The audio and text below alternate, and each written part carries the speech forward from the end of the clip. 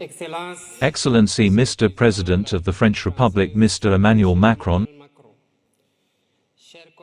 dear colleagues, heads of state and government, Mr. President of the IOC Executive Committee, dear members of the Olympic movement, ladies and gentlemen.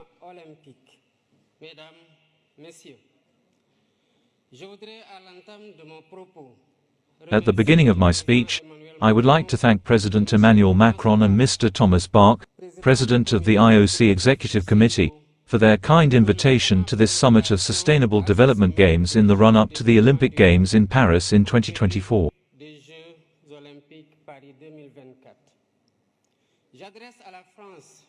I extend to France, the host country, and to the Olympic movement my best wishes for success for this meeting of world sporting excellence and human fraternity.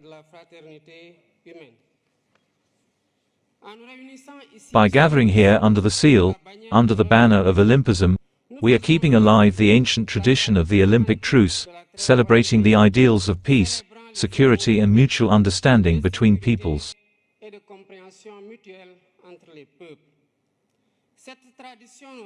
This tradition reminds us that sport is not just competition. It is also a humanity that brings people together beyond their borders and their differences.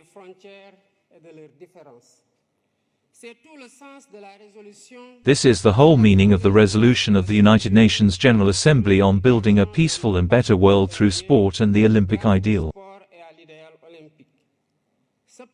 However, it is clear that the Olympic ideal is today being severely tested by the tragedy of war. Violence in all its forms and ever-increasing inequalities within and between nations.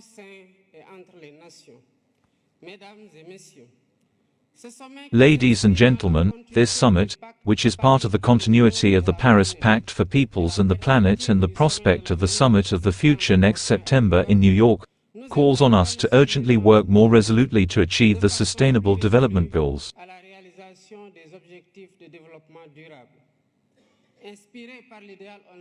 Inspired by the Olympic ideal, our meeting should sound the awakening of conscience on the persistent inequities of a historically outdated world. If we want things to change, we must change the rules of the game. I am thinking of tax evasion, abusive tax holidays and other illicit financial flows that deprive our countries of resources vital to financing development. I think of the nagging issue of fair and equitable debt treatment and the biased risk rating system for assessing financing for Africa. I think of the unfair conditions of the energy transition, when some partners prohibit financing abroad of fossil fuel resources including gas while they themselves continue to use much more polluting sources such as coal.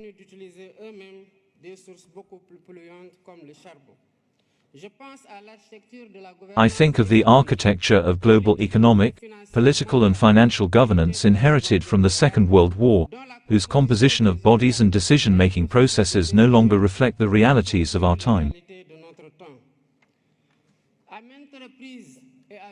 On many occasions, and rightly so, the Secretary-General of the United Nations has warned of the risk of fragmentation of an obsolete and non-inclusive international system. Clearly, a system that perpetuates the status quo and ignores the legitimate needs of its vast majority creates the seeds of its questioning and the search for alternative paths.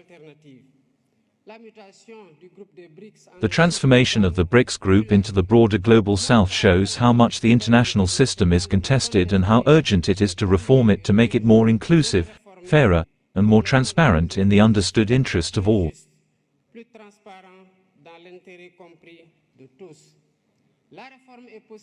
Reform is possible if we put the necessary political will into it.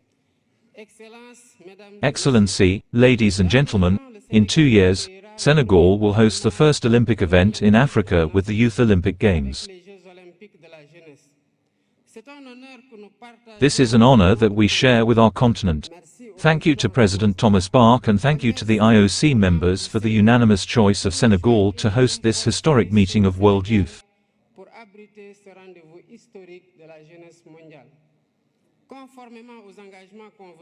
In accordance with the agreed commitments, we are preparing the event taking into account three imperatives. First, the co-construction between the state, the IOC and the National Organizing Committee under the dynamic leadership of Mr. Mamadou Diagne Ndiaye, President of the Senegalese National Olympic Sports Committee. Then, the control of public spending by prioritizing the rehabilitation and upgrading of existing infrastructure to host the competitions. Finally, the reinforced monitoring of security, accommodation, transport, catering and health issues among others. I thank the IOC and all the partners who are supporting us to make this Olympic first in Africa, a celebration of the world's youth and a collective success of which we will all be proud. I take the opportunity to draw the summit's attention to the unbearable scourge of racism and racial discrimination that continues to plague sport in a context of trivialization of hateful and xenophobic speech.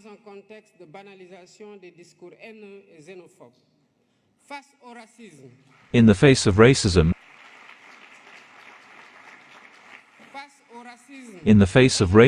and racial discrimination, we must remain upright and uncompromising.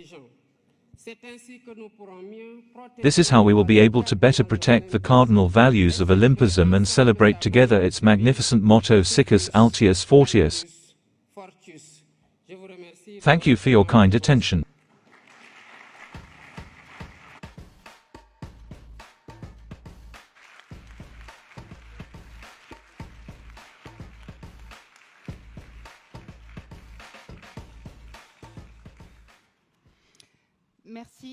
Thank you, Mr. President, for closing.